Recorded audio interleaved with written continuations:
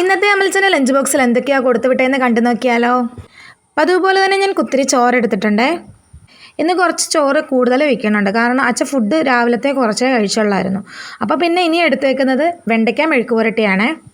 ഒരുപാടങ്ങ് എണ്ണയിലങ്ങ് വറുത്ത് പൊരിച്ചെടുത്തിട്ടൊന്നുമില്ല കേട്ടോ, ചെറിയ രീതിയിലൊന്ന് വഴറ്റിയെടുത്തതേ ഉള്ളേ.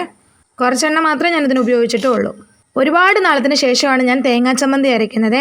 ഇഞ്ചിയും കൊച്ചുള്ളിയും കറിവേപ്പിലയും ഒക്കെ ഇട്ടെടുത്തതാണ്.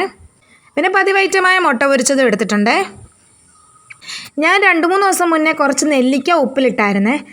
അപ്പം ഇന്നത് സെറ്റായിട്ടുണ്ട്. അപ്പോൾ അച്ചയ്ക്ക് ഞാൻ ഒരു നെല്ലിക്കയും കൂടെ വെക്കുന്നുണ്ട്. ഇത്ര ഐറ്റംസാണ് ഞാൻ ലഞ്ച് ബോക്സിലേക്ക് എടുക്കുന്നത്. പിന്നെ ഞാൻ എടുക്കുന്ന തൈരാണ് കേട്ടോ. എനിക്ക് തൈരായിട്ട് കൊടുത്തു വിടാനാണ് ഇഷ്ടം. കുറച്ച് കറിവേപ്പില ഇട്ട് ഫ്ലേവറിന് കൊടുത്തിട്ടുണ്ട്. കഴിഞ്ഞ ദിവസം വാങ്ങിച്ച് ചൂട കുറച്ച് ഞാൻ പുരട്ടിയെടുത്ത് വെച്ചിട്ടുണ്ടായിരുന്നു വറക്കാൻ. വളരെ കുറച്ച് മാത്രമേ ഉള്ളൂ. അങ്ങനെ അതും ഫ്രൈ ചെയ്തെടുത്തിട്ടുണ്ട്. ഞാൻ ഒരു പച്ചമുളക് കീറിയിട്ടു, അതെനിക്ക് കഴിക്കാൻ വേണ്ടിയിട്ടാണേ. അപ്പം ഇത്ര ഐറ്റംസാണ് ഞാൻ അമലിച്ചന് കൊടുത്തു വിടുന്നത്. കുറച്ച് സവോള ഇട്ടിട്ടുണ്ട് കേട്ടോ. അങ്ങനെ അമൽച്ചൻ്റെ ലഞ്ച് ബോക്സിലേക്കുള്ള ഐറ്റംസ് എല്ലാം റെഡിയായി. ഞാൻ പിന്നെ കുറച്ച് വെള്ളവും കൂടി എടുത്തിട്ടുണ്ട്. മഴക്കാലമായതുകൊണ്ട് വെള്ളം കൂടി തദൈവയാണ്, എന്നാലും കൊടുക്കുന്നുണ്ട്. അങ്ങനെ എല്ലാ ഐറ്റംസും റെഡി ആയിട്ടുണ്ട്. അപ്പോൾ അമൽച്ചൻ്റെ അടുത്തൊരു ലഞ്ച് ബോക്സിൽ കാണാം. അതുവരേക്കും എല്ലാവർക്കും ബൈ ബൈ. അപ്പോൾ എല്ലാവരും ലൈക്ക് ചെയ്യാനും ഷെയർ ചെയ്യാനും സബ്സ്ക്രൈബ്